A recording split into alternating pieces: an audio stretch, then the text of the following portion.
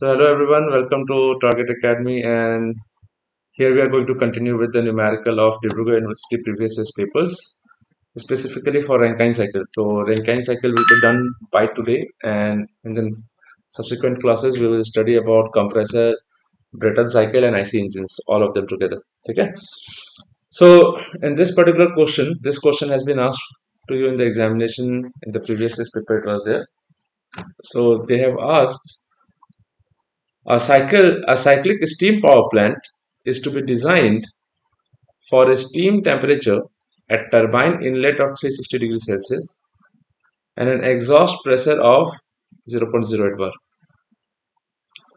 Exhaust pressure of 0.08 bar. हम लोगों को क्या दिया हुआ है? स्टीम टेम्परेचर दिया हुआ है टर्बाइन इनलेट पे. तो inlet temperature has been given to you. Temperature at inlet यानी कि T1, which is the state 1, which is the inlet to the turbine, it is given to you as 360 degrees Celsius, but the pressure is not mentioned to you. Whereas an exhaust pressure of 0.08 bar, it means they have mentioned you the condenser pressure. So P1 is not mentioned to you. P2 has been mentioned to you as 0.08 bar. आपको एक छोटा सा जानकारी यहाँ पे दे देता हूँ थोड़ा सा कन्वर्जन के बारे में. 1 mega pascal is equal to 10 to the power 6 pascal. तो 10 into 10 to the power 5 pascal लिख सकते हैं. So 10 to the power 5 pascal bar होता है. तो 1 मेगा पास्कल इज 10 बार. ठीक है. तो 0.08 bar will be equal to 0.008 mega pascal. कभी भी आपको स्टीम टेबल में कभी मेगा पास्कल के फॉर्म में दे सकता है, कभी बार के फॉर्म में दे सकता है. अगर बार के फॉर्म में दिया है, well and good, you do not have to do the conversion. But if it is mentioned to you in megapascal in the steam table and the question has been mentioned to you in bar, then you will have to do the conversion and see what is happening. जैसे कि 1 bar is equal to 0.8 sorry 0.8 बोल रहा हूँ 0.1 megapascal हो जाएगा. देख लो, it will be 0.1 megapascal. Check कर लो. 10 bar is equal to 1 megapascal. Therefore 1 bar equal to 1 by 10 is equal to 0.1 megapascal. So accordingly, using this only you will calculate it, you will convert it, and then see and go to the respective pressures in the steam table or the molecular chart कि कहाँ पे क्या हो रहा है. We'll see that. फिर आता है after isentropic expansion of steam in the turbine, the moisture content at the turbine exhaust should not exceed is not to exceed 15%. तो मॉइस्चर कंटेंट 15% से ज्यादा नहीं होना चाहिए. तो वेपर कंटेंट कितना होना चाहिए? 85%. It means your dryness fraction at the end of the expansion is given to you 85%. Moisture content 15%. It means what? Mass of vapor plus mass of water should be total mass. तो अगर moisture किसकी वजह से होगा? Water, liquid water, वो 15% है और ये टोटल मास सब मिलके 100% है. तो मास ऑफ वेपर कितना हो जाएगा? Mass of vapour will be equal to 85%. That is what our dryness fraction is. It's not 0.15. गलती से भी मिस्टेक मत कर जाना है यहाँ पे. They have mentioned you this one, and using this you will have to find out what is the exhaust pressure. Sorry, what is the dryness fraction at the exhaust of the turbine. Determine the greatest allowable steam pressure at the turbine inlet. आप लोग को उल्टा कहानी पूछ दिया यहाँ पे.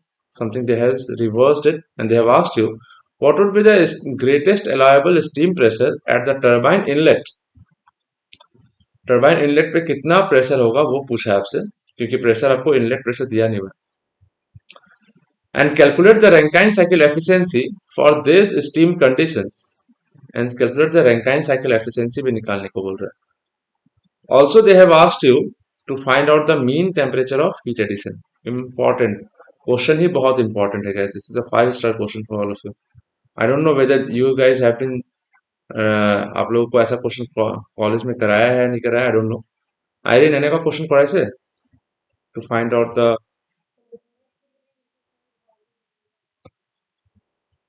okay ठीक है sir. So not a problem. तो हम लोग क्या ड्रॉ करते हैं? टीएस डायग्राम ड्रॉ करते हैं. तो टीएस डायग्राम ड्रॉ करने से क्या होगा कि हम लोग के पास पहला सैचुरेटेड लिक्विड लाइन आएगा and then we will have saturated vapour line. ऐसे सैचुरेटेड लिक्विड लाइन आया तो उसमें हम लोग को प्रेशर मिलेगा. पहला प्रेशर, इनलेट प्रेशर जो पता ही नहीं है हम लोग को कितना है. इनलेट प्रेशर पता करने के लिए देखते हैं क्या होगा. ठीक है। फिर यहाँ से लोअर प्रेशर यानी कि एग्जॉस्ट प्रेशर आपको दिया हुआ है, condenser pressure has been mention to you as 0.08 bar, 0.08, this has been mentioned to you,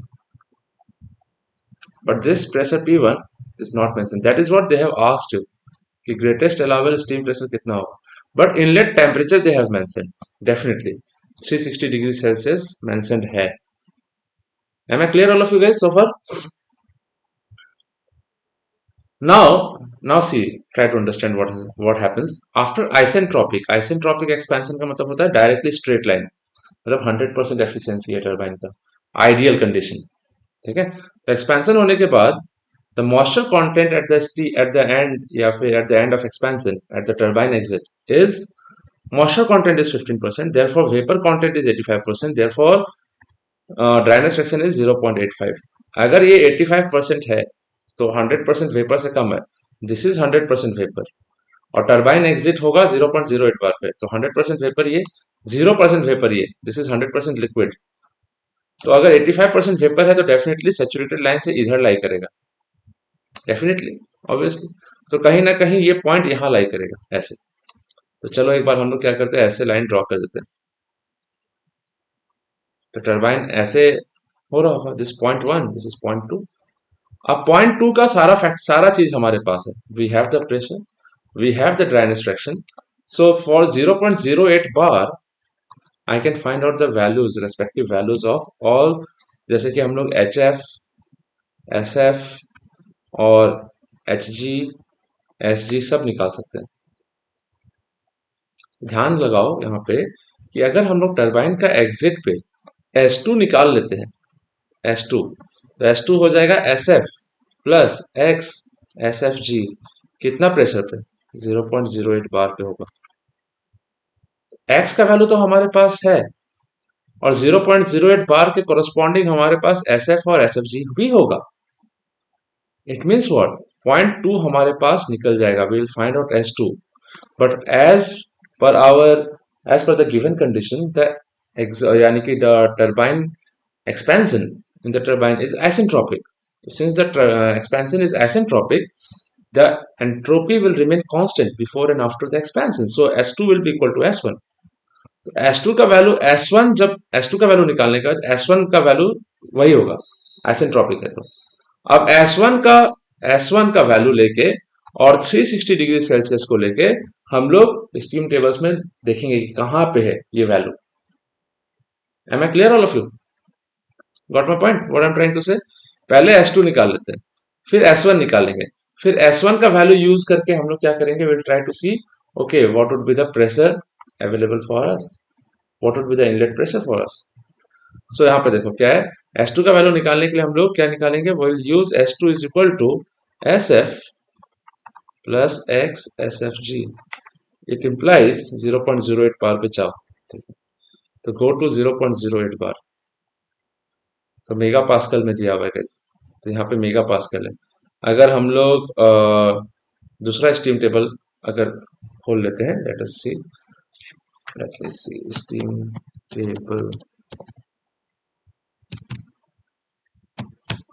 RS खोलने का, दिस इज व्हाट है. तो ये भी एक आप लोग को दिया जा सकता है एग्जामिनेशन में सॉल्व करने के लिए. तो हम लोग 0.08 बार पे जाएंगे प्रेशर टेबल्स पे,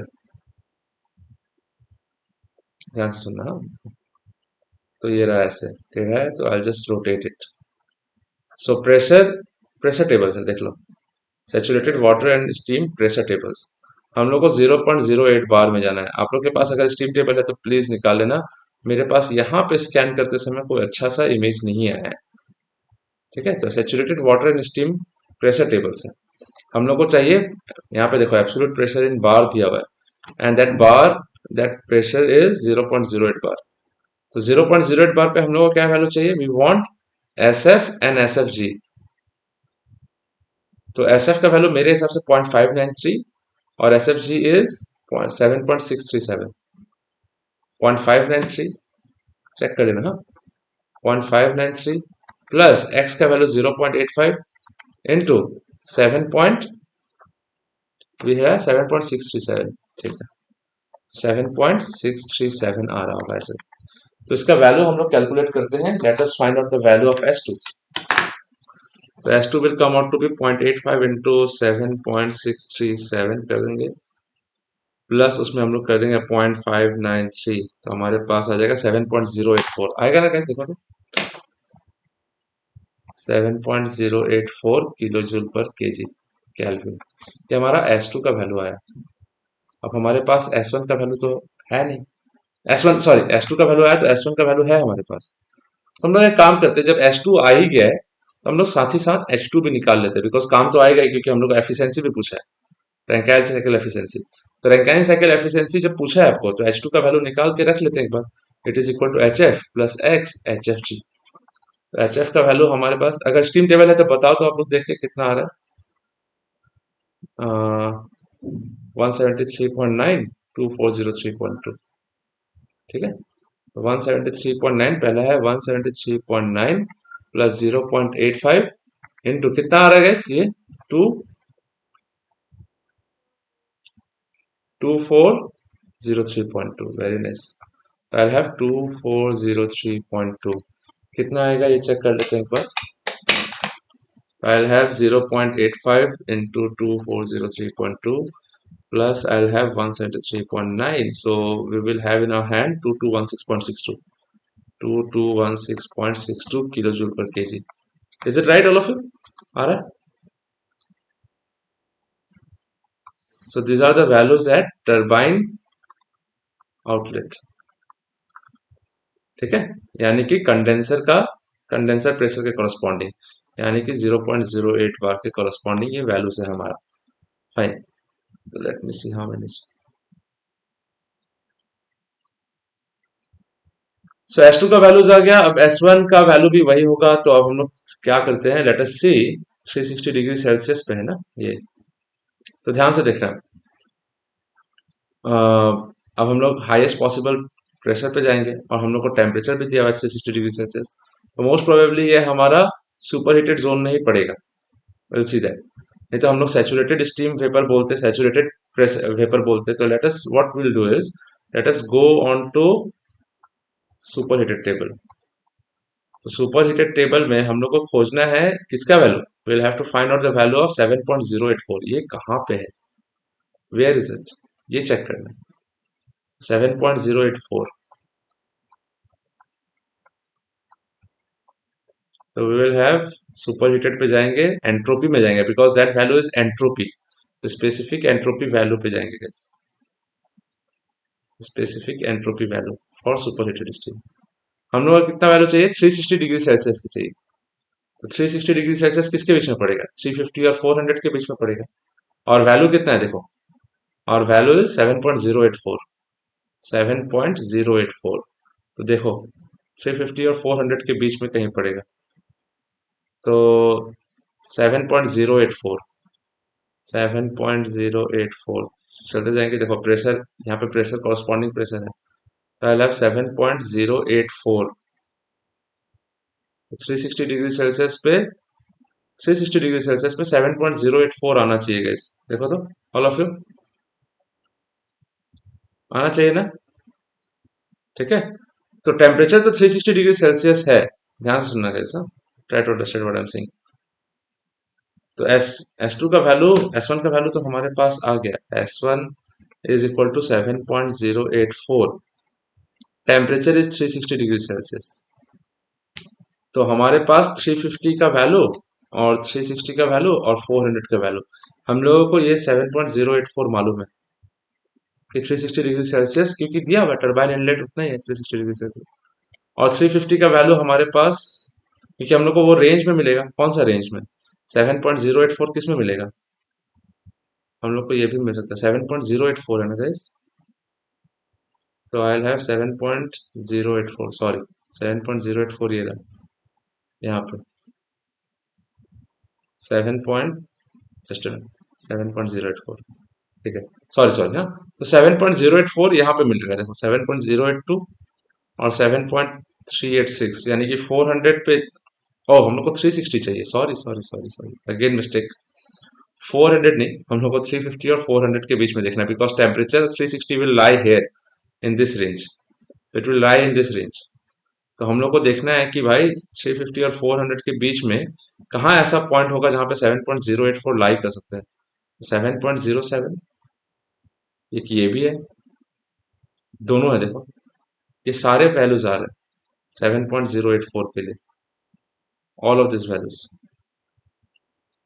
तो हम लोग क्या करेंगे, टेम्परेचर है, एंट्रोपी है, 350 का वैल्यू है और 400 का वैल्यू है गाइस, देखो, और बीच में 360 का वैल्यू हमारे पास है already. How much it is, 360, 7.084। अब हमारे पास तीन जोन आ रहा है, देख लो तो यहाँ पे guys, यहाँ पे देख लो। तो 7.084 will lie between 7.072 and 7.239, 7.042 and 7.210 इसके बीच में भी लाई करेगा, 7.013 इंटू और 7.182 के बीच में भी लाई करेगा। इसके बीच में 7.084 कहीं भी लाई कर सकता है। Am I clear all of you, yes और no guys, all of you लाई कर सकते हैं ना। तो हम लोग क्या करेंगे, what will do here, can anyone tell me, क्या कर सकते हैं गाइस। इंटरपोलेशन कोई भी पढ़ो, ठीक है। तो हम लोग ऐसे भी कर सकते हैं, देखो यहाँ पे, ठीक है।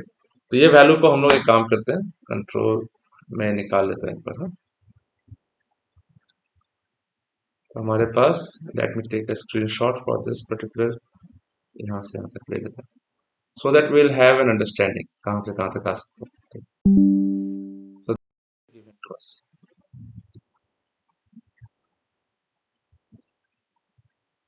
सो ये अलग अलग प्रेशर है, this is the pressure, this is the pressure, this is saturation temperature, this is 350 degree Celsius और this is 400 डिग्री सेल्सियस। 360 पे 7.084 चाहिए, am I clear all of you. और यहाँ पे 360 डिग्री सेल्सियस कहीं पे इसके बीच में लाई कर रहा होगा। तो हम लोग 7.084 माइनस 350 के कॉरस्पॉन्डिंग हमारे पास आ रहा होगा, ध्यान से सुनो, 7.104, एक बार चेक करके देखते हैं 7.104, नहीं सॉरी ये नहीं, 15 नहीं होगा, बिकॉज हम लोग को 7.084 चाहिए। तो एक ये है 7.072, 7.084, फिर ये आ सकता है 400 पे, ये भी आ सकता है कहीं ना कहीं, फिर ये भी आ सकता है, ठीक है। तो हमारे पास 7.084 यानी कि 16, 17, 18 के बीच में कहीं ना कहीं इनलेट प्रेशर लाई करेगा, 17 बार, 16 बार, 17 बार, 18 बार। 17.084 माइनस 350 के लिए क्या है, 7.072 डिवाइडेड बाई 7.239, ये सब चीज तो है हमारे पास। तो एक ये है, तो हाईएस्ट पॉसिबल प्रेशर हमारे पास यहाँ पे भी लाई कर सकता है, 7.013। अब 360 के कॉरस्पॉन्डिंग निकालना है, तो इंटरपोलेशन डबल, टू वेज करना पड़ेगा हम लोगों को यहाँ पे, इधर 16, 17, 18, यहाँ पे भी लाई कर सकता है, यहाँ पे भी लाई कर सकता है, यहाँ पे भी लाई कर सकता है। 7.239 माइनस 7.072, एक तो ये हुआ, और ये तो करस्पॉन्डिंग 360 डिग्री सेल्सियस है, ये तो 500। तो यहाँ से what will try to find out 360 degree Celsius S2, ठीक। तो एक काम करते हैं, एक बार ये इसके बीच में निकालते हैं, 360 डिग्री सेल्सियस के कॉरस्पॉन्डिंग क्या होगा। पहले हम लोग के पास S2 का, S1 का वैल्यू तो है, देखो 7.084 तो है हमारे पास, अभी इसको यूज नहीं करते, let us try to find out कितना हो सकता है, चलो देखते हैं। अभी हम लोग अलग अलग प्रेशर्स के लिए निकाल लेते हैं, पहले 16 के लिए निकालते हैं, देखो इसके लिए निकालते हैं, let us try to find it out this one. तो हम लोग 360 के कॉरस्पॉन्डिंग हम लोग यहाँ पे S1 का वैल्यू निकालेंगे, S1 minus 7.072 divided by 400, 7.239 minus 7.072। क्यों कर रहे हैं, क्योंकि अभी हम लोग चेक करेंगे, हम लोग को पता नहीं चल रहा है इसमें है या इसमें है। तो S1 का कॉरस्पॉन्डिंग टेम्परेचर कितना है, हम लोग को दिया हुआ है 360 डिग्री सेल्सियस, आई गेस 360 है ना, 360 डिग्री सेल्सियस, यस। तो 360 माइनस 7.072 कितना है, 350 डिवाइडेड बाई दिस इज 7.239, तो 7.239 is corresponding to 400 degree Celsius, और 7.072 is 300 degree Celsius, 350 degree Celsius, sorry 350। यहाँ से अगर हम लोग करेंगे 360 माइनस 50 इज 10, 400 माइनस 50 इज 10/5। तो यहाँ पे S1 minus 7.072 divided by 7.239 minus 7.072 ऐसे करके। तो हम लोग देखते हैं यहाँ पे S2 का S1 का वैल्यू आता कितना है, क्या हमारा जो गिवन वैल्यू है उसके आसपास है, उतना ही है या उससे कम है। लेट अस सी। तो हमारे पास क्या आ जाएगा, 7.239 माइनस 7.072 इंटू 1/5 कर देंगे, into 1 divided by 5 plus 7.072। 7 point, ये S1 का वैल्यू आ जा रहा है 7.105, तो ज्यादा है भाई ये तो। Am I clear all of you, getting a point all of you guys. ठीक है, अब हम लोग क्या करेंगे, let us try to see higher pressure पे जाते हैं, इस पे जाते हैं अब।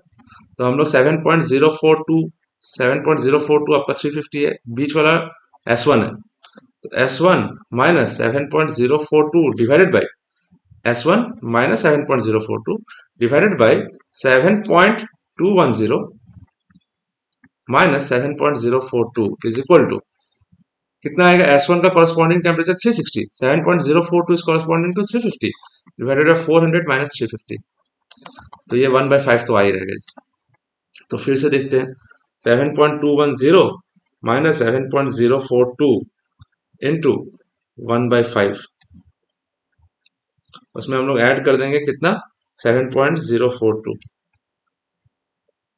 ये 7.07 आ रहा है गाइस, देखो almost 7.07, 7.075 kilo joule per KG kelvin, इसका S1 का वैल्यू आ रहा है 7.075। फिर एक बार इसके लिए भी ट्राई कर लेते हैं, इसके लिए तो हम लोग क्या करेंगे, S1 minus 7.013 divided by 7.182 minus 7.013 is equal to S1 is corresponding to 360, 350 कौन है ये, और नीचे आ रहा है 400 माइनस 350 गाइस। तो ये 360 माइनस 350 इज 10, 400 माइनस 350 इज 50। तो यहाँ से हम लोग S1 का वैल्यू निकालेंगे, ये रफ में कर लेगा तो कोई दिक्कत नहीं है, या दिखा के भी कर लोगे, if you show it up in the answer sheet वो भी ठीक है, चलो कोई दिक्कत नहीं रहेगा उससे। So I will have S1 minus, तो S1 का वैल्यू डायरेक्टली निकाल के लिख लेते हैं, तो I will have 7.182 minus 7.013 into 1/5 plus we'll do 7.013 यहाँ पे आ रहा है S1 का वैल्यू 7.0468, एक ये आ रहा है इस, getting a point all of you. ठीक है, कोई डाउट है तो बताओ all of you, is there any doubt, anyone, any doubt anyone, किसी को डाउट होगा तो प्लीज लेट मी नो। तो हमारे पास क्या हुआ है, S1 का वैल्यू पहला आया 50, ये कॉरस्पॉन्डिंग टू किस बार था, ये 16 बार पे था, सेकेंड वाला हम लोगों ने 17 बार पे किया, लास्ट वाला हम लोग 18 बार पे किए, क्योंकि 19 बार पे वो रेंज है ही नहीं, हमारा 7.084 का रेंज है ही नहीं। तो हमारे पास देखो तो क्या आ रहा है, 16 बार पे 350 डिग्री सेल्सियस कितना, 7.072, फिर 360 पे कितना आ रहा है 7.1054, और 400 पे कितना आ रहा है 7.239, फिर 17 बार पे जाते हैं, 17 बार पे हमारे पास 7.042, फिर हमारा ये 360 है, ये 350 है, और ये 400 है गाइस। फिर हमारे पास कितना आ रहा है इन दिस केस, ये आ रहा है हमारे पास 7.075, और यहाँ पे 400 आ रहा है 7.210।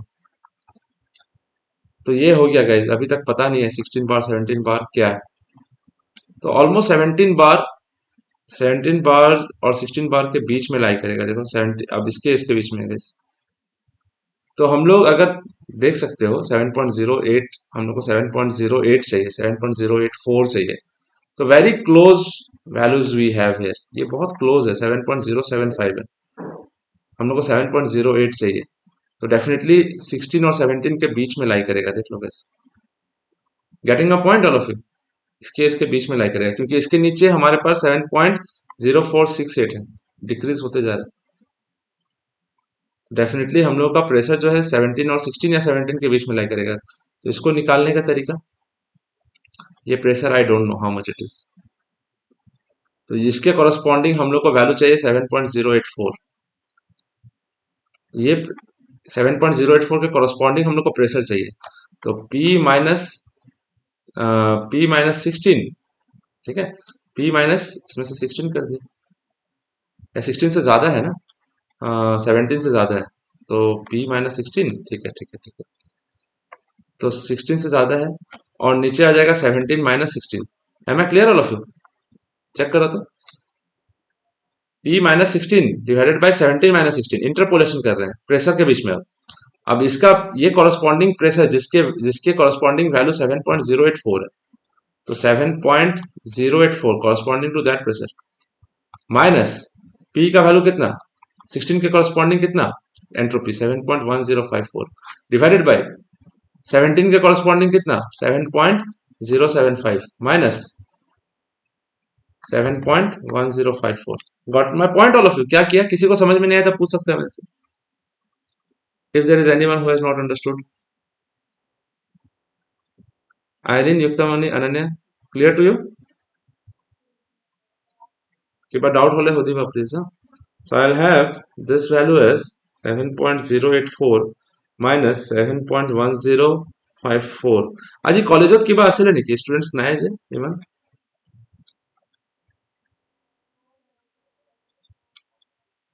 এতিয়া কিবা অ্যাসাইনমেন্ট বা কিবা?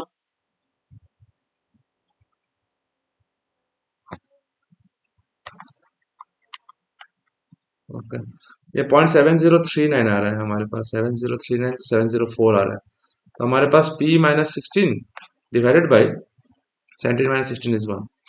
तो P का वैल्यू हमारे पास जानते हो कितना आ जाएगा, P-16 इज इक्वल टू 0.704। इसको कैलकुलेट किया 0.704, तो P is equal to 16 plus 0.704, 16.7 bar. This is the pressure at turbine inlet, ऐसे निकलेगा guys. Got my point all of you? All of you guys समझ में क्या बोल रहा हूँ मैं? तो कैसे निकाला हम लोगों ने, we have use super heated table and then found out the value of pressure. Then I got the turbine inlet pressure at, we have got the turbine inlet pressure as 16.7 bar. So we have turbine inlet pressure is equal to 16.7 bar। 16.7 बार के corresponding हम लोग को निकालना पड़ेगा H1 का भी value 360 degree Celsius के लिए, तभी जाके हम लोगों को एंथैल्पी एट टरबाइन एग्जिट मिलेगा गाइस। तो we'll go for specific enthalpy of super heated steam. देख लो, तो हम लोग 16.7 बार पे जाएंगे, तो this is 16 and 17 bar, and ये हमारा 350 एंड 400 है। चेक करो, थोड़ा सा क्रिटिकल क्वेश्चन तो है। কলেজত কেনেকৈ কৰাইছিলে এইবোৰ বুজাইছিলে তেনেকে আইৰিন?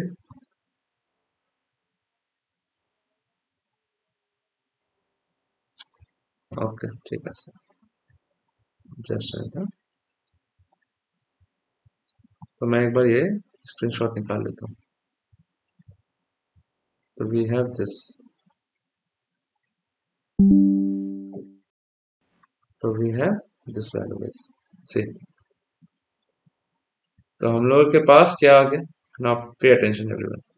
तो we have 16.7 bar as the enthalpy at inlet, ठीक है। This is pressure, temperature of saturation, this is 350 and 400। Let me check it once again, मैंने सही लिया है या नहीं स्क्रीनशॉट। 16 में 350 is 314746 3255, ठीक, 350 and 400 हमारा 16.7 बार होगा। तो 16.7 और यहाँ पे 17 बार। हमारा 16 का ये वैल्यू 3146.7 सॉरी, I'll have 3146.7 3255.0। 16.7 का एंथैल्पी अभी तक नहीं पता है कैसे हम लोग को। तो 350 ये 400, बीच में 360 कहीं आएगा गाइस, वो हम लोग को नहीं पता है। तो हम लोग का वैल्यू H1 का वैल्यू यहाँ पे निकालेंगे। 17 बार पे कितना 3144.7 और ये आ जा रहा है 3253.5। ये वैल्यू हमारे पास नहीं है। Got my point all of you? Any doubt anyone? क्या करेंगे अब बताओ तो यहाँ पे। अब देखो हम लोग ये प्रेशर का इंटरपोलेशन करके हम लोग एंथैल्पी यहाँ का और यहाँ का निकाल सकते हैं। देखो कैसे। What we can do is 16 minus 16.7 minus, ठीक है, 16.7 minus 16 divided by 17 minus 16 is equal to this value. इसको हम लोग कुछ नाम दे देते हैं गाइस। ये हम लोग लिख देते हैं एच ए और इसको दे देते हैं एच बी। तो 16.7 के कॉरेस्पॉन्डिंग एच ए का value H A minus 3146.7 divided by 3144.7 minus 3146.7। Am I clear all of you? किसी को डाउट होगा तो बताना। हाँ, तो पहला हम लोगों ने क्या किया, एच ए का वैल्यू निकाला। एच ए का वैल्यू निकालने 16.7 minus 16 0.7, 17 minus 16 1, H A minus 3146.7 divided bye ये कर देंगे तो माइनस साइन में आएगा ये देखो। तो I have 3144.7 minus 3146.7। So I am having this is -2। ये -2 उधर मल्टीप्लाई हो जाएगा तो 0.7 इंटू 2 1.4 -1.4। ये एच ए माइनस 3146.7 चेक कर लो। देखो यहाँ पे एच ए का वैल्यू ये प्लस हो जाएगा तो -1.4 plus 3146.7। I'm getting this value as 3145.3 3145.3 kilo joule per KG H A का वैल्यू है। एच बी का वैल्यू भी ऐसे निकाल सकते हैं गाइस, कितना पे 400 पे। तो H A is corresponding to 350 degree Celsius. फिर एच वन 360 डिग्री सेल्सियस पे अभी पता ही नहीं है कितना है। फिर हम लोग एच बी निकाल लेंगे। तो एच बी निकालने के लिए क्या करेंगे, पे अटेंशन एवरीवन। देखो एच बी के लिए क्या करेंगे, वही फिर से 16 minus 17 16.7 minus 16 divided by 17 minus 16। अब एच बी का value I don't know which is corresponding to 16.7 and 400 degree Celsius. I don't know this. Minus 3255 divided by 3253.5। ठीक, तो 0.7 3253.5 माइनस 3255 यहाँ पे करना पड़ेगा 16 का corresponding. 0.7 by 1 is equal to HB minus 3255 divided by 3253.5 3253.5 minus 3255. So I am getting this value as minus 1.5. So minus 1.5 into 7 कर देंगे तो I'll have 10.7. 1.5 into 0.7. So I am having 1.05 minus 1.05 HB minus 3255. तो -1.05 plus 3255 कर देंगे। -1.05 plus 3255 plus 3255 क्यों, ये इधर आएगा तो प्लस हो जाएगा। So I will have the value of H B as 3253.95 kilo joule per KG का kilo joule per KG. H B का भी वैल्यू आ गया गाइस। अब एच वन 360 ये 400 के correspond. Am I clear all of you? अब आराम से हम लोग H1 का वैल्यू निकाल लेंगे। कितना होगा H1 का value? Now H1 will be, अब H1 minus HA divided by HB minus HA HB minus HA HB minus HA is equal to H1 का कॉरेस्पॉन्डिंग टेम्परेचर 360, HA का कॉरेस्पॉन्डिंग 350 और HB का कॉरेस्पॉन्डिंग 400 और HA का corresponding 350। This I am getting as 1/5 because 10/50 आ रहा होगा। H1 I don't know, HA 3145.3 divided by HB 3253.95 minus HA का वैल्यू हमारे पास आ जाएगा 3145.3 इज इक्वल टू 1/5। तो यहाँ से H1 का वैल्यू हम लोग निकालेंगे। I just take some space here guys. ठीक है, तो हमारे पास H1 का वैल्यू आएगा, कैलकुलेट करना तो आप लोग एक बार देखो तो 3253.95 माइनस 3145.3, मैं इसको देख रहा हूँ अभी, उसमें से मल्टीप्लाई कर देंगे। आई मल्टीप्लाई 1/5 क्योंकि वो उधर जाएगा this thing if it go that side तो 1/5 इंटू दिस आएगा। सो ये हमारे पास आ गया 21.73। उसमें हम लोग ये उधर जाएगा तो प्लस कर देंगे, तो plus 3145.3। I am getting the value as 3167.03। तो H1 is equal to 3167.03 kilo joule per KG. Am I clear all of you guys so far? H1 का वैल्यू तो हमारे पास H1 आ गया, H2 हमारे पास था ही, H2 निकाल लिया हम लोगों ने 2216.62, H1 H2 दोनों आ गया। तो हमारे पास वर्क ऑफ टरबाइन भी आ ही जाएगा। तो will have work turbine is equal to H1 minus H2। तो H1 इज 3167.03 माइनस H2 का वैल्यू हम लोगों ने निकाला था 2216.62। देखो यहाँ पे 2216.62। I'll have 2216.62. So I'll have 3167.03 minus 2216.62. I'm having this value as 950.41 kilojoule per kg as a work of turbine. तो क्वेश्चन में क्या बोला है हम लोगों को? What we have determined? We have determined the greatest allowable steam pressure निकाल लिया। अब रैंकाइन साइकिल एफिशिएंसी निकालना होगा। ये कम से कम 15 मार्क्स का क्वेश्चन होना चाहिए था। अगर 10 मार्क्स का क्वेश्चन दिया है तो रॉन्ग, नॉट जस्टिफाइड। अब रैंकाइन साइकिल एफिशिएंसी निकालने के लिए हम लोग को क्या चाहिए? We want work of turbine, फिर 3 से लेकर 4 तक जाएगा। वर्क ऑफ पंप देना पड़ता है। वर्क ऑफ टरबाइन तो निकाल लिया। वर्क ऑफ पंप निकालने के लिए हम लोग इसको यूज करेंगे, VDP यूज करेंगे गैस। तो हाईएस्ट प्रेशर 16.7 बार, ये आ गया हम लोग को मैक्सिमम अलाउएबल प्रेशर। ठीक है, और हम लोग को क्या चाहिए? वर्क टरबाइन, वर्क पंप, और एक चाहिए हम लोग को हीट सप्लाइड। तो heat supplied will be H1 minus H4। तो हम लोग को क्या निकालना है? H4 निकालना पड़ेगा। H1 हमारे पास है, अभी निकाला थोड़ा देर पहले। Work turbine done, H2 is done. H3 हम लोग निकाल सकते हैं। H3 हम लोग को मालूम है कितना है, HF के बराबर है दिस वन। तो HF is nothing but H3। H3 is equal to HF 173.9 kilo joule per KG. H3 का वैल्यू हमारे पास है, H4 का वैल्यू हमारे पास नहीं है। तो वर्क ऑफ पंप निकालना पड़ेगा गैस। तो लेट अस सॉल्व इट। इसको हम लोग थोड़ा सा जगह लेते हैं। ये क्वेश्चन को कल ही कराना पड़ेगा मुझे आप लोग। Every question is a bit kind, क्या बोलते हैं इसको, थोड़ा सा लेंथी हो जा रहा है, समझाना पड़ रहा है इसलिए। तो लेट अस सी, हमारे पास ऐसे है gas. So we have 16.7 bar as a maximum pressure, and we have 0.08 bar for this. So I have this one, यहाँ से ऐसे गया होगा, फिर यहाँ से हमारा 0.3, फिर 0.3 से 0.4, 0.4 से हमारे पास वापस से 0.1 हीट सप्लाई हो गए। So work of turbine, work of pump, heat supply निकालना है। तो H3 का वैल्यू हम लोग के पास है 173.9 kilo joule per KG. This one we have. H3 is equal to HF कितना बार पे? 0.08 पे। ये 16.7 बार, ये 0.08 बार। फाइन, तो हमारे पास HF का वैल्यू है।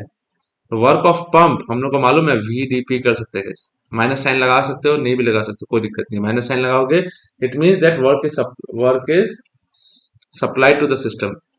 तो हमारे पास VF निकाल लेते हैं, VF फॉर 0.08 बार।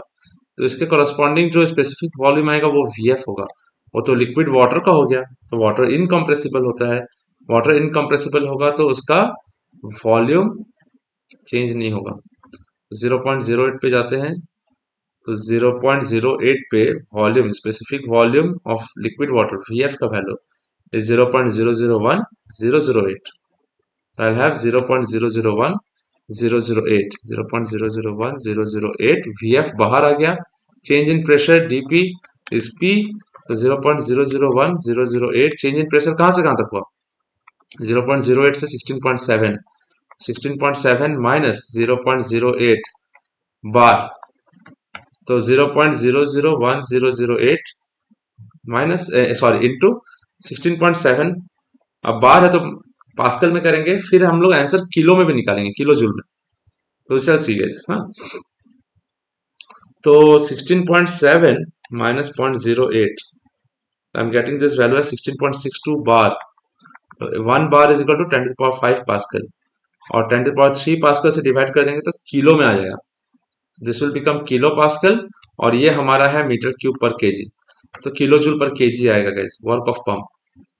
तो यहाँ से 10 to the power 3 से 3 कैंसिल हो गया तो 2 बच जाएगा, 10 to the power 2 रह जाएगा, 2 जीरो बच जाएगा ना, 5 में से 3 जीरो चला जाएगा. तो so I have 16.62 into 10 to the power 2 is 1662, उसमें मल्टीप्लाई कर दो 0.001008, तो I am getting 1.675 kilo joule per KG हमारा वर्क ऑफ पंप आएगा. इस अगर वर्क ऑफ पंप नेग्लेक्ट करने बोल देगा तब तो ठीक है यार, चलेगा, क्योंकि बोला ही नहीं है वर्क ऑफ पंप नेग्लेक्ट करने के लिए, वर्क ऑफ पंप निकालना पड़ेगा. तो वर्क ऑफ टरबाइन कितना निकला हम लोगों का 950.41, एंड वर्क ऑफ पंप मिल गया 1.675. तो नेट वर्क कितना हो जाएगा guys, work turbine minus work of pump. Work turbine is 950.41 minus work of pump is 1.675. तो 950.41 माइनस जो भी आंसर आया था 1.675, ये हमारे पास आ जा रहा है 948.734 क्या जी किलो जूल पर केजी. किसका वर्क नेट आ गया. लेकिन हम लोग को मालूम है एक चीज, क्योंकि 4 जब तक नहीं निकालेंगे, H4 नहीं निकालेंगे, until we find H4 we will not be able to find QS, because QS is equal to H1 minus H4. H1 मेरे पास है, अभी निकाला 3167.03, H4 नहीं है मेरे पास. तो H4 निकालने के लिए हम लोग क्या करेंगे, work of pump is H4 minus H3 is equal to 1.675, and we know H3 is nothing but it is given to you from the steam table, HF at 0.08 bar, 173.9 आ रहा था. तो H4 minus 173.9 is equal to 1.675.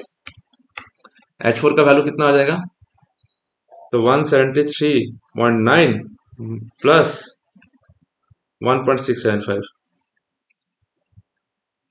तो 175.575 kilo joule per KG. किसका value है, H4 का. तो therefore heat supplied is equal to H1 minus H4. H1 का value अभी थोड़ा देर पहले निकाला था 3167.03, 3167.03 minus H4 is 175.575. So 3167.03 minus जो भी आंसर आया था, so I'm getting this value as 2991.455 kilojoule per kg is the value of QS. Therefore, Rankine cycle efficiency is equal to net work upon Q supply. Net work is 948.734. ऊपर देख लो 0.734 divided by 2991.455.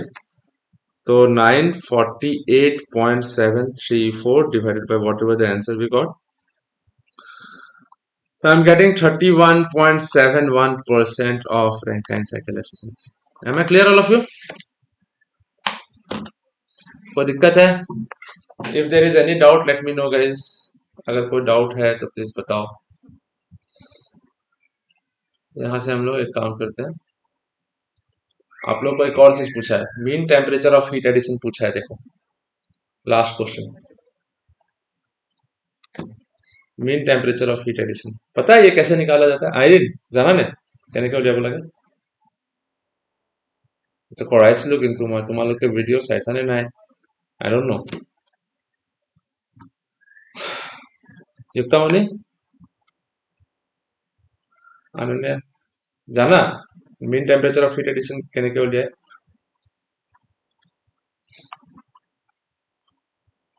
তো মানে ভালকে video চোৱা হোৱা নাই তেতিয়াহলে. You have not seen the live revision numerical videos. Probably, I don't know. I have asked you guys, but I don't know. मैंने समझाया तो था. यहाँ पे चलो, अगर इस तरीके से नेक्स्ट सेमेस्टर में भी अगर नेग्लिजेंस हो गया तब तो दिक्कत हो जाएगा guys. I am telling you, be honest. तो यहाँ से S3 से H4 तक जा रहा है, यहाँ पे 3 से 4, फिर 4 से 1 जा रहा है, 1 से 2 आ रहा है, टरबाइन टरबाइन एक्सपेंशन, 2 से 3 condenser, 4 to 1 boiler, 3 to 4 is pump. तो हीट एडिशन कहाँ से कहाँ तक हो रहा है? 4 से लेके 1 तक हो रहा है। तो यहाँ पे टेम्परेचर था, देखो, this was temperature. Pay attention everyone. लेकिन दूना दूना को आता है, she knows how to solve, how much I know. So this is T S and mean temperature of heat addition. देखो टेम्परेचर, हीट एडिशन यहाँ से शुरू हो रहा है और यहाँ पे खत्म हो रहा है। तो हीट एडिशन शुरू हो रहा है तो टेम्परेचर से शुरू हो रहा होगा और 360 डिग्री सेल्सियस तक टेम्परेचर जा रहा है guys, देखो। तो temperature is increasing while heat is being added. तो यहाँ पे sensible heating, latent heating, super heating करने से टेम्परेचर बढ़ा from temperature 4, temperature 1। Temperature 1 is 360 degree Celsius as given to us in the question. अब हमारे पास mean temperature of heat addition ऐसा एक ऐसा टेम्परेचर होगा जो पॉइंट से लेके एंड पॉइंट तक, क्योंकि हीट एडिशन यहाँ से ही शुरू हो रहा है, यहाँ तक खत्म हो रहा है। और आप लोग को मालूम है Q is equal to T delta S होता है guys, T into delta S, ठीक है, अगर कांस्टेंट टेम्परेचर में करेंगे तो। अगर हम लोगों ने कांस्टेंट टेम्परेचर ले लिया, if I am considering a constant temperature, for example this is our mean temperature of heat addition. Mean temperature will be constant temperature.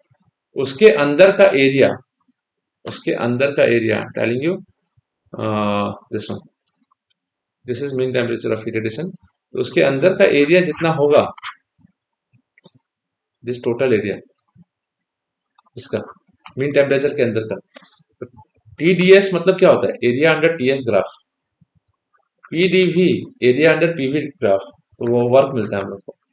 तो area under TS graph is heat. तो हमारे पास यहाँ पे क्या होगा, just a minute guys, मैं आपको फिर से समझा देता हूँ चीज,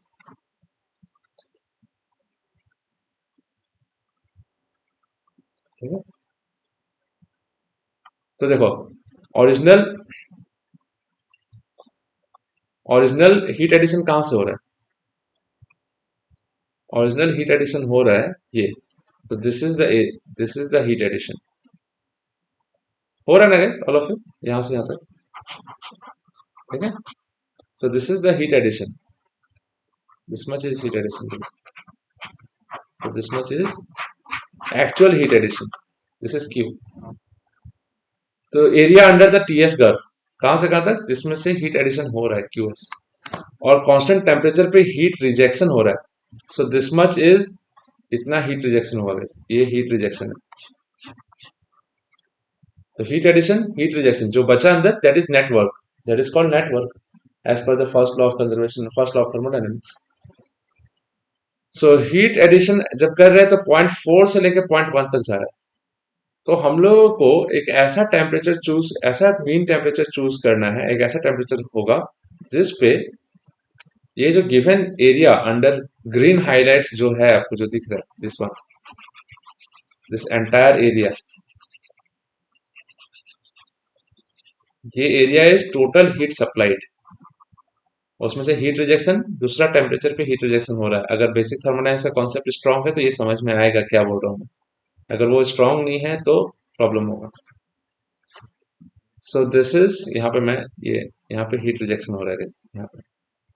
तो टोटल ग्रीन में जो था, टोटल, ये total area is heat supplied. अब हम लोगों के पास मीन टेम्परेचर एक ऐसा कंसिडर करेंगे, मान लेते हैं ये कुछ ऐसा ले लेते हैं जस्ट, एक ऐसा टेम्परेचर होगा मीन जिस पे जो कांस्टेंट टेम्परेचर होगा, तो जिसके अंदर का एरिया, ये पूरा area will be equal to the area under the entire green colour. यानी कि T mean, mean temperature of heat addition, कहां से कहां तक, ये पॉइंट से लेके ये पॉइंट तक, ये पॉइंट का कॉरस्पॉन्डिंग S3 है और ये पॉइंट का कॉरस्पॉन्डिंग S2 है या S1 है। S2 is equal to S1 और S3 is equal to S4। तो टी मीन, हम लोग को टी डेल्टा एस चाहिए, तो T mean into delta S कहां से कहां तक, S2 या S1 माइनस S3 कर सकते हो। This is S3, this is S1। तो T mean S1 minus S3. Am I clear all of you?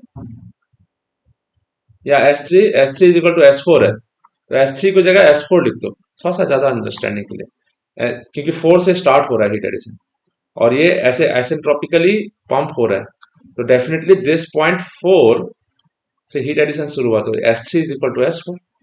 तो T mean this is T delta S होना चाहिए हीट सप्लाई कितना है H1 माइनस H4, देख लो, this is H1 minus H4, अभी थोड़ा देर पहले निकाला था. So T delta S is how much? S1 minus S4 is equal to H1 minus H4. तो T mean, यही mean temperature है guys, is equal to H1 minus H4, जितना actual heat addition हुआ in terms of enthalpy divided by the entropy change while heat addition takes place. यहाँ से यहाँ तक का entropy change. तो S1 का entropy हमारे पास है, S1 का entropy थोड़ा देर पहले निकाला था हम लोगों ने, 7.084 था, देख लो. S1 was 7.084, कहाँ गया, ऊपर 7.0468, ये रहा, तो हमारा 7.084, 360 degree Celsius. So this is S1 is equal to 7.084. तो S1 का वैल्यू 7.084 कर देते हैं, चलो.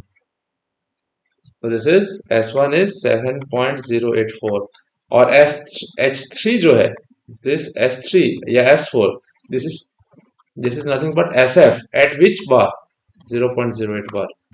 0.08 बार पे हम लोग S3 का यानी कि SF का वैल्यू देखते हैं, तो हम लोगों ने निकाला था, यूज किया था, देखो S2 इज इक्वल टू ये SF प्लस X SFG किया था हम लोगों ने.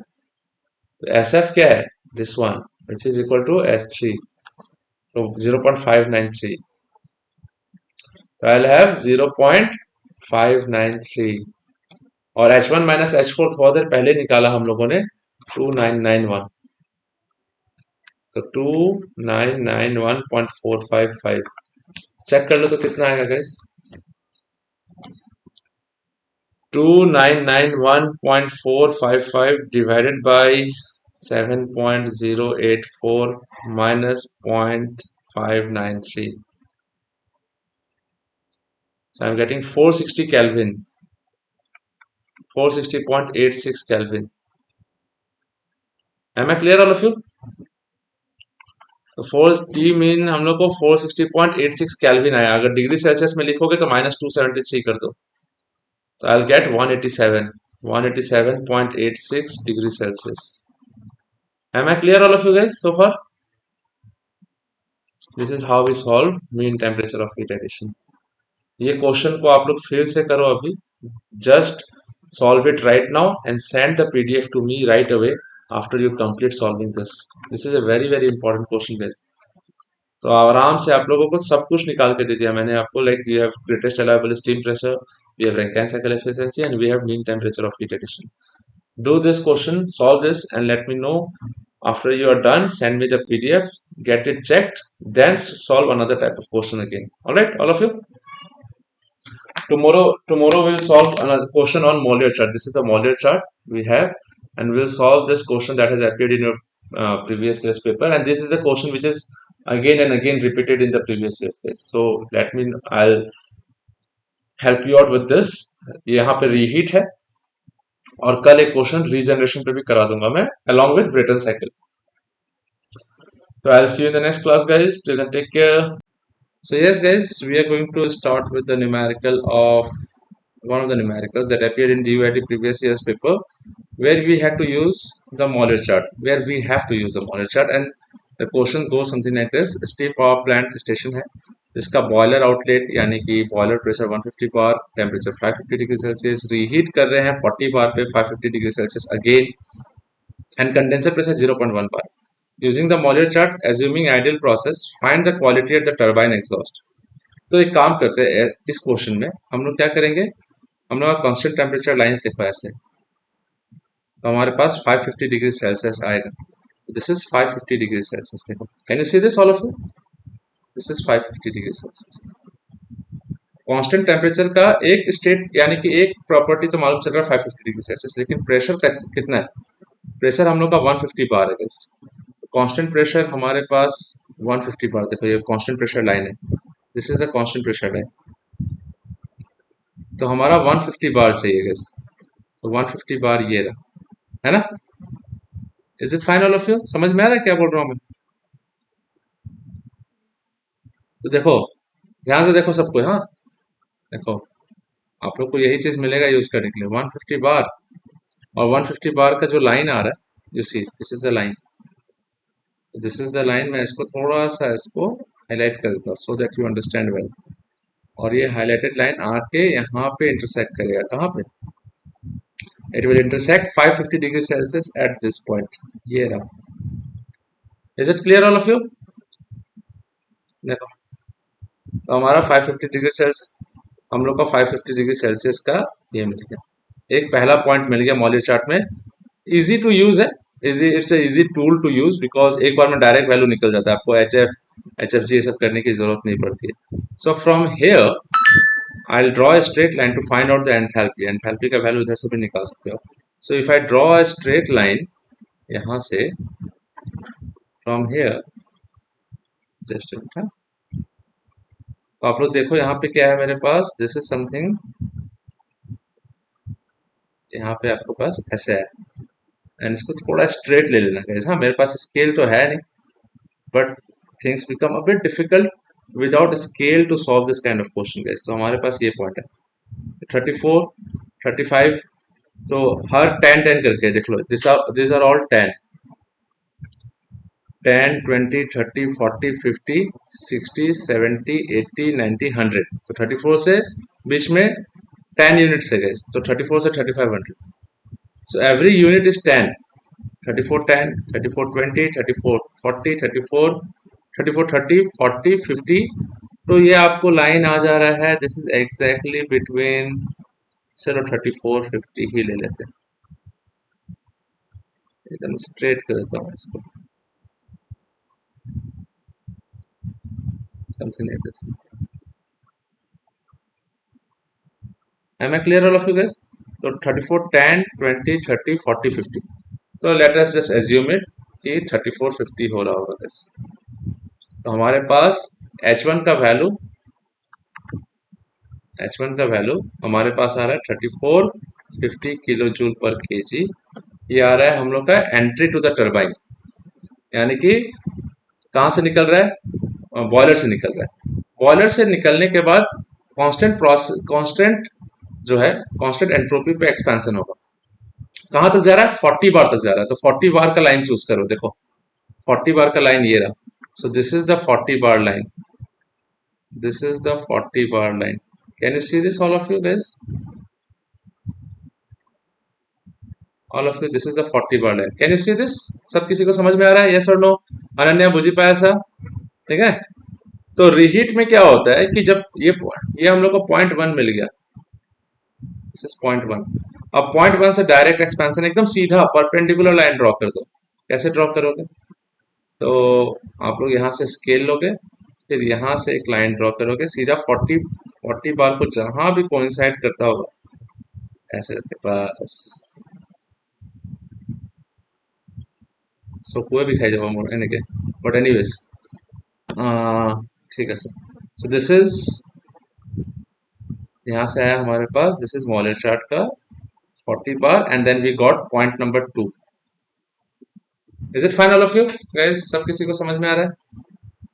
पॉइंट 1 पॉइंट 2, तो ये पॉइंट 1 ये जो है, this is high pressure turbine, ओहो सब थोड़ी से, sorry sorry sorry, this is high pressure turbine HPT, तो हाई प्रेशर टर्बाइन ये रहा, तो हम लोग को H1 के बाद जैसे कि क्या होता है, हम लोग ऐसे निकाल रहे हैं ना, तो this is TS diagram draw करके समझा देता हूँ मैं आपको ऐसे, सो दिस इज ऐसे आ रहा है, यहाँ पे आ रहा है, और ये हमारे पास 150 बार 550 डिग्री सेल्सियस, ये रहा 550, तो ज़्यादा ऊपर हो गया, क्रिटिकल टेम्परेचर के ऊपर चला जाएगा तो फायदा नहीं है, यहाँ पे 550, ठीक है।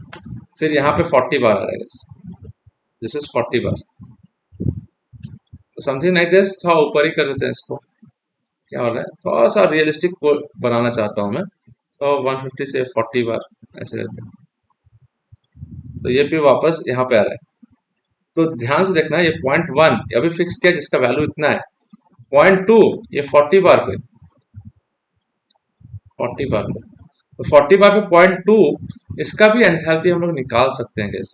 We can find out the enthalpy of this value 0.2। High pressure turbine, ये हाई प्रेशर पे काम कर रहा है गाइस, देख लो, हाई प्रेशर टरबाइन 40 बार से वापस रीहीट करेंगे तो ये चला जाएगा 550 डिग्री सेल्सियस पे वापस। अभी हम लोग पीएस देख रहे थे, तो एचएस तो अभी देख रहे हैं हम लोग मॉलिक्यूलर चार्ट, तो टीएस ये 550 डिग्री सेल्सियस है, तो 0.1, 0.2, ये 0.3, 0.3 40 बार पे ही कांस्टेंट प्रेशर पे ही ले जाएंगे, रीहीट प्रेशर पे, और वो टेम्परेचर तक ले जाएंगे जहां पे 550 डिग्री सेल्सियस का लाइन होगा, तो 0.3 भी मिल जाएगा। तो हम लोग क्या काम करते हैं, H2 निकाल लेते हैं, H3 भी निकाल लेंगे। Let us see this. Is it fine all of you? Is it fine guys? कोई दिक्कत है? तो 550 का लाइन ये रहा, 500 सॉरी, 550 का लाइन ये रहा, तो यहां से ये लाइन चला जाएगा गाइस, तो ये 0.550 का लाइन ऑन दिस पर्टिकुलर 40 बार, ये 40 बार है ना गाइस, देखो, हाँ 40 बार है, 40 बार के लाइन पे ये पॉइंट जो लाई कर रहा है ये 0.3 है गाइस, तो ये रीहीटिंग हुआ। Am I clear all of you? कोई डाउट है? Is there anyone having any doubt so far? तो 0.2 का हम लोग क्या, 0.2 का एंथैल्पी निकाल लेते हैं। देखो 0.2 का एंथैल्पी निकालना आसान है, एक स्केल लो, पेंसिल लो, यहाँ से एक लाइन ड्रॉ करो, कुछ ऐसे जाएगा गाइस, थोड़ा सा टेढ़ा हो रहा है यहाँ पे मेरे से, but let us see this, I can just correct it this way. तो 0.2 मिल गया गाइस, 0.2 देखो तो 3000 है, एकदम सही, वेरी स्ट्रेट लाइन, 3000, 3010, 20, 30, 40, 50, 60, तो 3060 हो गया H2। तो H2 हमारे पास क्या हो गया गाइस, 3060, 3060 है ना ऑल ऑफ यू? तो H2 is 3060 kilo joule per KG. Is there anyone any doubt so far all of you? is it clear? Irene बुझी पैसा, आयरिन बुझी पैसा दुनिया के, ठीक है। अब 0.3 में 550 डिग्री सेल्सियस वापस तक करेंगे, तो 550 डिग्री सेल्सियस यही लाइन था, यहाँ तक पहुंचेगा, तो यहाँ से एक और लाइन ड्रॉ करेंगे हम लोग। लेट अस ड्रॉ लाइन जो कि कुछ यहाँ से हम लोग ऐसे सिंगल स्ट्रेट लाइन ड्रॉ करेंगे। आप लोग स्केल पेंसिल जरूर यूज करना guys, do not forget to use it. कुछ ऐसा होगा गाइस, देख लो, इट्स इजी है टू अंडरस्टैंड कि हाँ चलो ठीक है, all because of Parikshit, thank you Parikshit for this है, নহলে বুঝাবো নোৱাৰিলো হয়, ঠিক আছে। So this one is H3, देखो 3500, 10, 20, 30, 40, 50, 60, 70, तो 3570 हो जाएगा किसका वैल्यू, H3 का। So we will have H3 is equal to 3570 kilo joule per KG. Am I clear all of you? All of you guys? अब क्वेश्चन में क्या बोला है हमारे पास, क्वेश्चन में बोला है रीहीट एट 40 बार इतना, अब कंडेंसर प्रेशर 0.1 बार, तो अब 0.1 बार को खोजो, तो 0.1 बार का लाइन, 1 बार ये रहा, 0.1 बार, 0.4, 0.3, ये रहा 0.1, दिस इज 0.1 बार, देख लो, दिस इज 0.1 बार, 0.1 बार आप चेक करो, देखो ऐसे जा रहा है 40, 30, 25, 10, ऐसे 4, 3, 2.5, 2 के बाद आ रहा है आपका 1.5, फिर 1, 1 के बाद नीचे 0.75, 0.5, 0.4, 0.3, 0.2, फिर 0.1 बार, तो this is the condenser pressure that we will have. देखो उसी पे कांस्टेंट प्रेशर लिखा हुआ है, well and good, this is the constant pressure line for condenser pressure guys, 0.1 bar यहाँ पे भी है, और 0.1 बार यहाँ पे भी लिखा हुआ है, देखो 0.1, 0.2 ऐसे करते हुए प्रेशर का वैल्यूज लिखा हुआ है। तो हम लोग का 0.3 से डायरेक्ट विल ड्रॉप इट, तो 0.3 से हम लोग क्या करेंगे, ध्यान से सुनना है यहाँ पे, हम लोग यहाँ पे क्या करने वाले हैं ऐसे करके, तो 0.1 बार ऐसे है नीचे कंडेंसर प्रेशर, सो 0.3 से डायरेक्टली नीचे के लिए आएंगे। अब वो कहाँ इनसाइड द सैचुरेशन लाइन आएगा, देख लेते हैं कहाँ पे वो आना ही है उसको। तो कभी कभी क्या होता है कि टीएस डायग्राम परफेक्टली नहीं बनता है अकॉर्डिंग टू द स्केल, है ना। तो अब यहाँ से देखते हैं हम लोग, तो 0.3 से हम लोग क्या करें, 0.3 से डायरेक्टली 0.4 जो है 0.1 बार पे ड्रॉप कर दे रहे हैं at constant entropy, because ideal process बोला है, आइसेंट्रोपिक एक्सपेंशन होगा ही। सो 0.3 से हम लोग, ध्यान से सुनना, थोड़ा सा जूम आउट कर देता हूँ मैं यहाँ से, तो वेरी सिंपल, ये लाइन देखो, यहाँ से ये लाइन सीधा आ रहा है, सीधा यहाँ पे आएगा। तो यहाँ से एक काम कर लेते हैं आपको समझाने के लिए। तो 0.1 बार ये रहा, ठीक है, और H3 से सीधा यहाँ पे लाइन ड्रॉ करेंगे एक। तो what we will do is we will take one straight line, point 3 से सीधा सीधी यहाँ पे 0.1 बार तक ड्रॉ कर देंगे। Am I clear all of you guys so फार?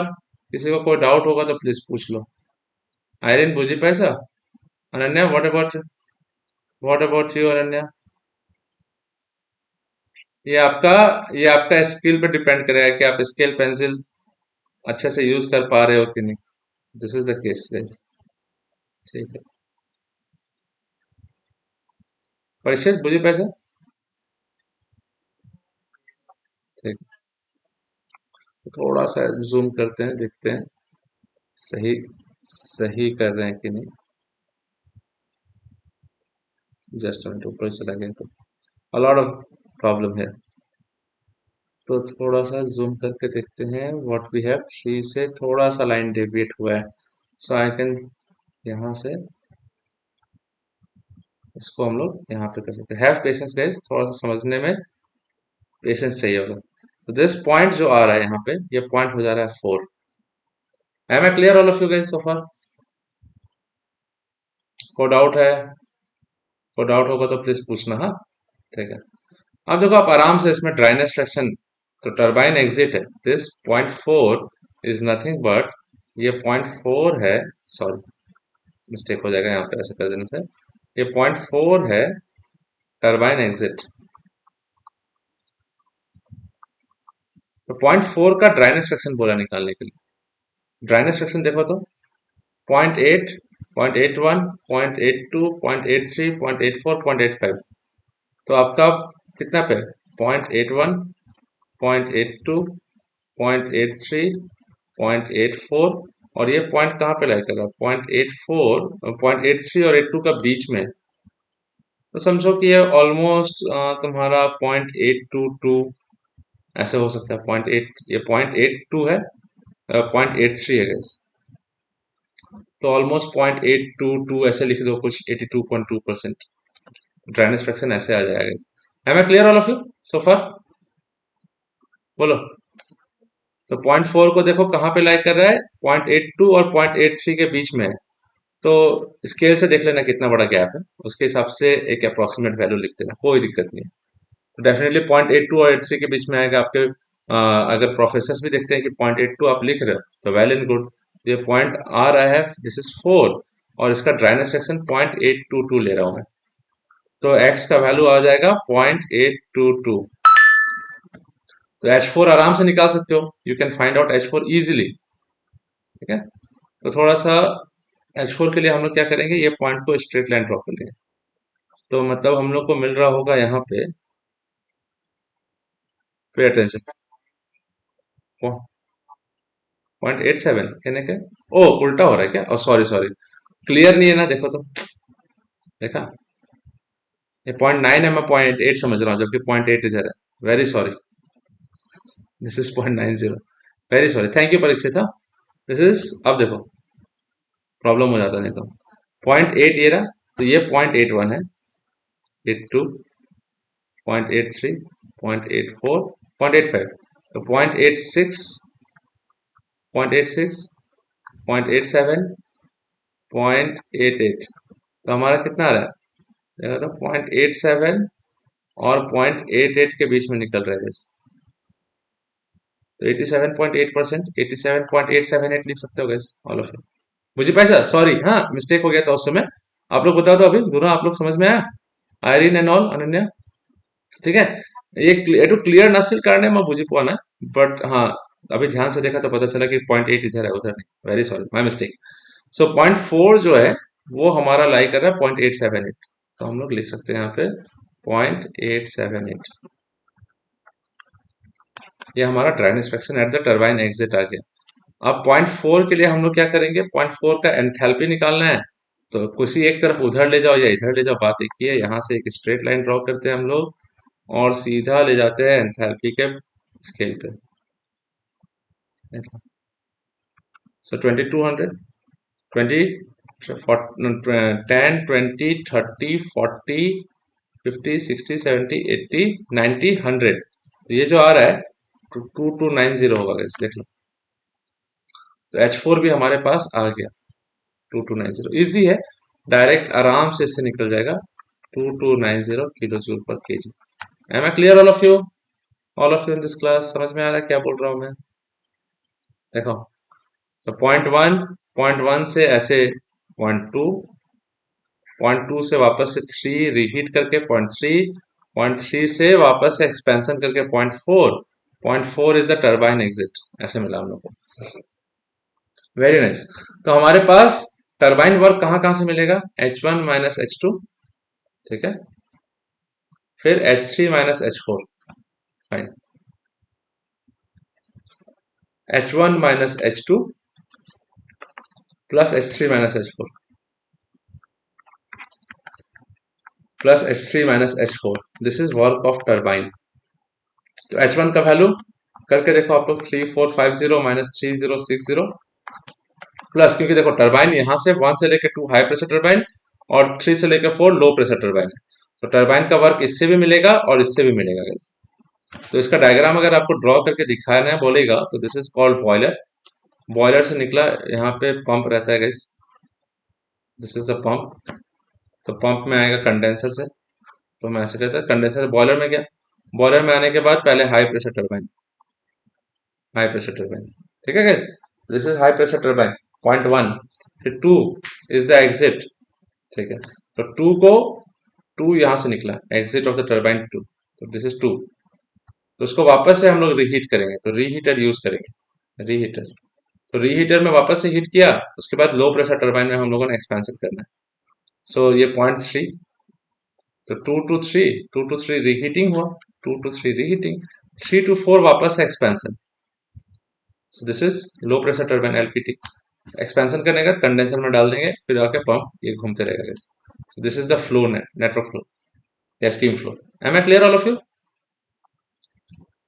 ठीक है। तो H3 का वैल्यू हमारे पास क्या आएगा? 3570 माइनस 2290, कितना आ रहा है चेक करो तो सब कुछ लेके, किमान 1670, ऑलराइट, हाँ 1670 किलो जूल पर केजी, ये वर्क ऑफ टर्बाइन है। अब क्या करना है हम लोग को? तो हम लोग को वर्क ऑफ टर्बाइन है, क्वालिटी ऑफ टर्बाइन एग्जॉस्ट तो निकल गया हम लोग को 0.878। स्टीम साइकिल एफिशिएंसी करने के लिए क्या करना पड़ेगा? अब देखो हमारे पास क्या है, हमारे पास कंडेंसर प्रेशर जाएगा भाई, तो हमारे पास प्रॉब्लम तो है ना भाई, यहाँ पे हम लोग के पास तो ये वाला लाइन तो हमारे पास अवेलेबल नहीं है। तब दुना परीक्षित आप लोग क्या करते हो इस केस में? साइकिल एफिशिएंसी और हीट ट्रांसफर कितना हो रहा है कैसे निकालोगे? All of you? तो हीट ट्रांसफर लियाबल है, in order to find out heat transfer आपको तो पॉइंट यहाँ से 0.4, यहाँ पर 5 से 6 चाहिए होगा, और 6 से 1, तो 6 से 1 एक हीट है और 2 से 3 एक हीट है, तो I can have H3 minus H2 for sure, but H1 minus H6। अभी हम लोग कांस्टेंट प्रेशर पे, अगर हम लोग यही प्रॉब्लम आ जाता है, कांस्टेंट प्रेशर पे अगर हम लोग ले जाते हैं 0.1 पर, कहाँ है ही नहीं। ये जो लाइन जो ड्रॉ होता, जो आपका सैचुरेटेड लिक्विड लाइन आता, ये सैचुरेटेड लिक्विड लाइन, तो 4 से लेकर 5 तक, 5 तो सैचुरेटेड लिक्विड लाइन पे रहेगा, तो पता तो नहीं चलेगा ना guys. Got my point all of you? What I am trying to say, वो तो मॉलियर चार्ट से नहीं आएगा।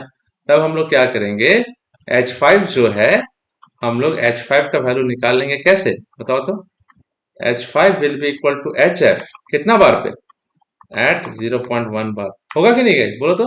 ये 0.1 बार पे है ना, तो H5 का वैल्यू क्या होगा? ये HF होगा 0.1 बार पे, सेचुरेटेड स्टीम टेबल पे जाएंगे, तो 0.1 बार पे जाओ, HF का वैल्यू निकालो और लिख लो। स्टीम टेबल मेरे पास यहाँ पे एक ओपन किया हुआ है गाइस, देखो सेचुरेटेड वाटर टेम्परेचर टेबल है। अब हमको स्टीम टेबल चाहिए, सॉरी प्रेशर टेबल चाहिए, तो प्रेशर टेबल ये रहा, तो यहाँ पे किलो पास्कल में दिया हुआ है guys, that is a problem है। तो हम लोग एक काम करते हैं, स्टीम टेबल इसमें निकालते देखते हैं प्रेशर बेस टेबल। तो मेगा पास्कल, सो मेगा पास्कल मतलब कितना हुआ, जस्ट एक बार मैं यूज कर लेता हूँ यहाँ पे। तो one pressure, 1 mega pascal is equal to 10⁶ pascal.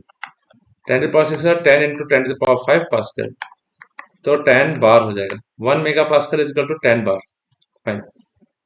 तो 10 bar is equal to 1 mega pascal. तो 1 bar is equal to 0.1 mega pascal, ऐसे दिया हुआ है guys। और 0.1 बार 0.01 मेगा पास्कल, यही होगा। 10 से डिवाइड करते जाएंगे हम लोग। इधर भी 10 से डिवाइड किया, इधर भी कर दिया, इधर भी किया, इधर भी कर दिया। तो हम लोग 0.01 मेगा पास्कल पे भी जाने से होगा। तो 0.01, 0.01 ये रहा।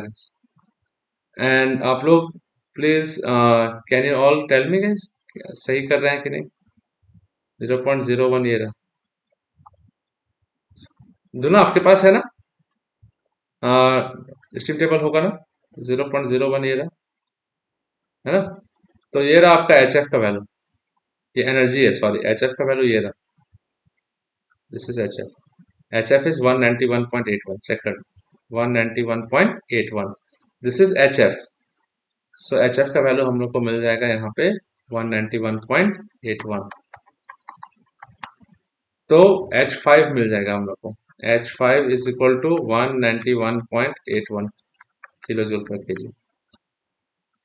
तो HF का वैल्यू मिल गया, तो अब ये 5 मिल गया, ठीक है। अब एक बात बताओ तो, दोनों आप अपना बुक से ही देख के बता दो तो, अगर आपके पास स्टीम टेबल है तो। 0.1 बार पे, ये पॉइंट पे जो वैल्यू ये होगा, यानी कि स्पेसिफिक वॉल्यूम होगा, वो VF होगा, लिक्विड का होगा। सो VF एट 0.1 बार कितना होगा बताओ तो?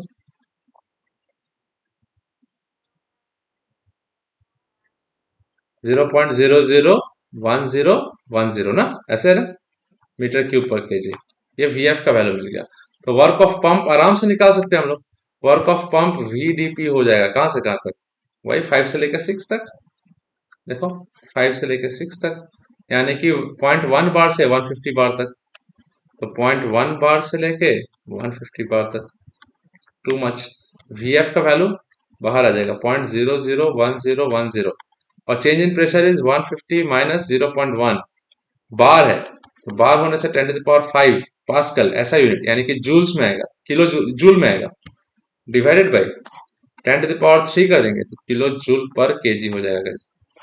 तो आई हैव 0.001010 इंटू 149.9 इंटू 10⁻² हो जाएगा। कितना आ रहा है चेक करो तो all of you, work of pump बताओ तो कितना आ रहा है। 0.001010 into 149.9 into 100, so I'm getting 15.1399, 15.14 ले लोगे तो kilo joule per KG work of pump मिला हम लोगों को, मिला ना all of you? Is it clear? तो वर्क ऑफ पंप मिल गया। Work of pump is H6 minus H5, 15.14। H5 का वैल्यू अभी थोड़ा देर पहले निकाला था हम लोगों ने 191.81। तो I will get H6 is equal to 15.14 plus H5 is equal to 15.14 plus 191.81। तो 15.14 plus 191.81, I am getting the value as 206.95, which is the value of enthalpy of water after pumping, यानी कि 0.6 का। अब 0.6 से 1 तक जाने के लिए, ये 1 तो मिल गया हम लोग को, 1 का वैल्यू हमारे पास है 3450। H6 भी अभी निकाला, तो हम लोग को हीट ट्रांसफर यानी कि अमाउंट ऑफ हीट सप्लाई, तो Q1 प्लस Q2 के फॉर्म में होगा। Q1 is supplied in boiler, Q2 is supplied in reheater. तो Q1 जो होगा वो होगा H1 माइनस H6, H1 से लेके यानी कि 6 से लेके 1 तक एक हीट सप्लाई यहाँ पे होगा। So one of the heat supply will take place here, another heat supply will take place here, 3 से लेके 2 तक, या 2 से लेके 3 तक, सॉरी।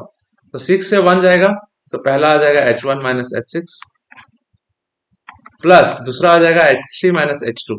देख लो H3 माइनस H2 कहाँ पे, ये रहा 0.2 से 3। तो this is reheater, this is boiler. तो हमारे पास आ गया QS का वैल्यू कितना आ गया, H1 minus H2 3450 minus 3060।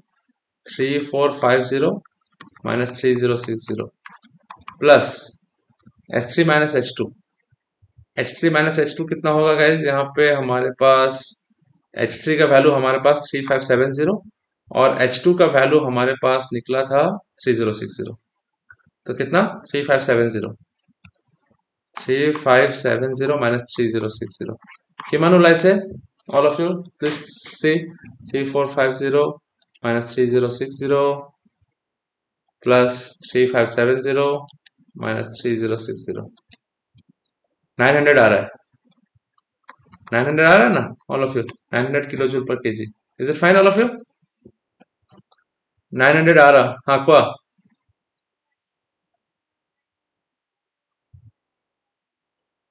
206.95। Oh sorry, देखा, यही प्रॉब्लम कर दिया फिर से, silly mistake. Thank you so much. मैं दिमाग कहीं और सोच रहा हूँ कि इसके नेक्स्ट स्टेप पे। Yes that was I was thinking इतना कम हीट सप्लाई तो होगा नहीं। ये H6 है, मैं H2 ले रहा हूँ, सॉरी गलती से, वेरी सॉरी। इसको यहाँ पे लिख लो, चलो। तो 3450 अब तो कर लो इसको, you can do it guys. यहाँ पे I was thinking about the next step कि अब नेक्स्ट स्टेप कैसे किया जाए। चलो, तो यहाँ पे आ जाएगा 3450। Thank you for the correction. 206.95 plus 3570 minus 3060। अब देखो तो कितना आ रहा है? 3753 आ रहा है all of you, kilo joule per KG. This is the value of total heat supplied. Total heat supplied इतना हुआ। अब नेटवर्क वर्क टरबाइन 1670, फिर वर्क ऑफ पंप निकाला 15.14। तो 15.14 1670 इज टरबाइन वर्क। तो नेट वर्क कितना हो जाएगा? Turbine work minus work of pump. तो 1670 minus work of pump is 15 point something. कितना आ रहा है guys? देखो तो, work of pump 15.14। 15.14, so 1670 minus 15.14, I am getting the value of 1654.86। ये वैल्यू आया किसका? नेटवर्क का। क्या लिखोगे? Kilo joule per KG. therefore efficiency of the cycle will be equal to net work upon total heat supplied 1654.86 divided by Q supply is 3753.05। तो कितना होगा guys? Check करके बताओ तो कितना आ रहा है। कैलकुलेट करो।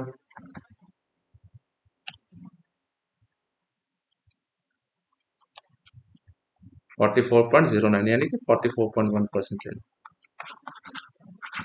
All of you, Ananya and Irene clear है? Yuktamani if you are here, is it clear to you? मुझे पैसा, तो यू कैन यूज दिस।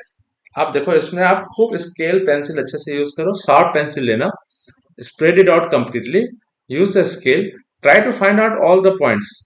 एक पॉइंट को डिफाइन करने के लिए मुझे दो चीज चाहिए होगा, एक टेम्परेचर, एक pressure. Temperature pressure, temperature pressure, बस काम खत्म।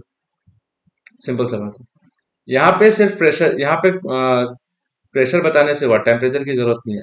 इनसाइड दिस फेज डायग्राम, अंदर इनसाइड दिस वाले सैचुरेशन लाइन के अंदर 0.4 में हम लोगों को सिर्फ कांस्टेंट प्रेशर बताने से हुआ। कंडेंसर प्रेशर में सिर्फ प्रेशर बताता है, कितना टेम्परेचर पे आ रहा है वो जरूरी नहीं है। ठीक है, इसलिए pay attention to this things, small details, and we find out like this. अब आपको पता है स्टीम रेट क्या होता है? किसी को आइडिया है what is steam rate? Anyone who can tell me what is steam rate?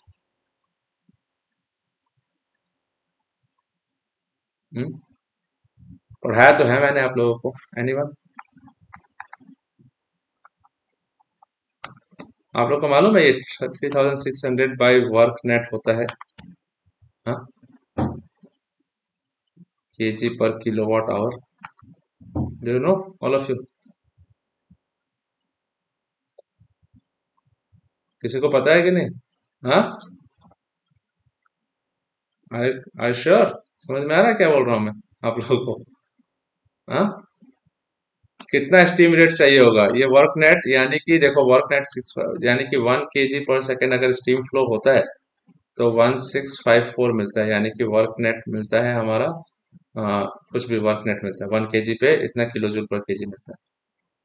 ठीक है, तो स्टीम रेट का मतलब होता है कि वर्क नेट इन 1 kg/सेकेंड। ध्यान से सुनना। हाँ, तो वन यूनिट ऑफ किलोवाट पर किलोवाट लगाने के लिए kilo joule, generally work work input जो होता है ये किलो जूल पर केजी होगा ना। ठीक है। एक्चुअली वर्क नेट जो होता है, टोटल वर्क नेट यानी कि रेट ऑफ वर्क डन होता है, mass flow rate into work net होता है ऐसे। तो mass flow rate is KG per second, this is kilo joule per KG. KG KG खत्म, kilo joule per second kilowatt में आता है generally. Simple as that. So one, ये जो होगा यूनिटरी मेथड, तो 1/वर्क नेट हो जाएगा।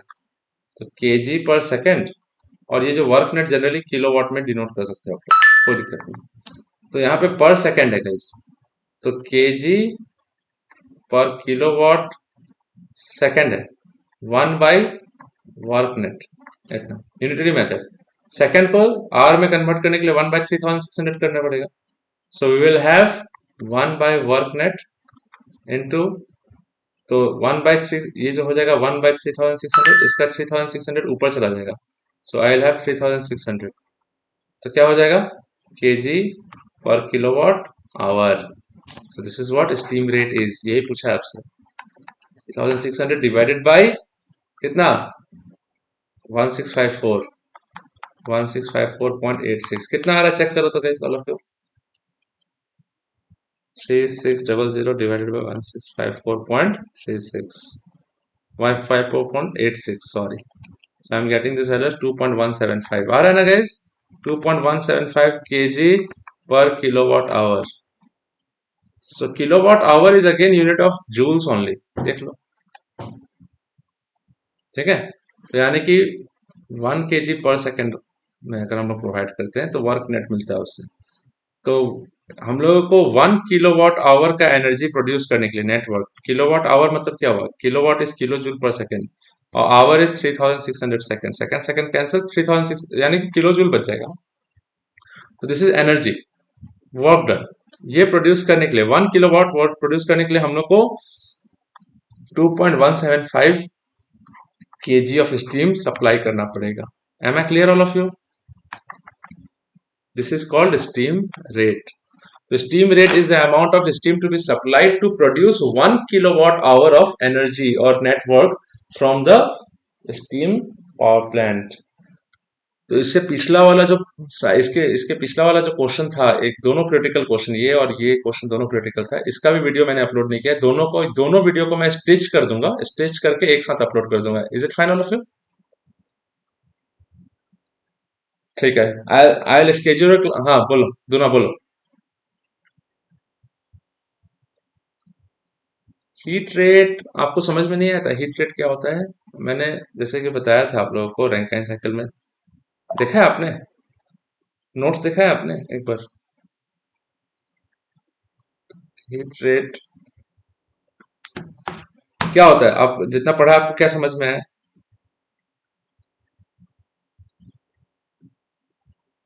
हम्म? कितना हीट ट्रांसफर करना पड़ेगा ना, यही तो है। एक बार मैं अभी यहाँ पे इसको पॉज करता हूँ।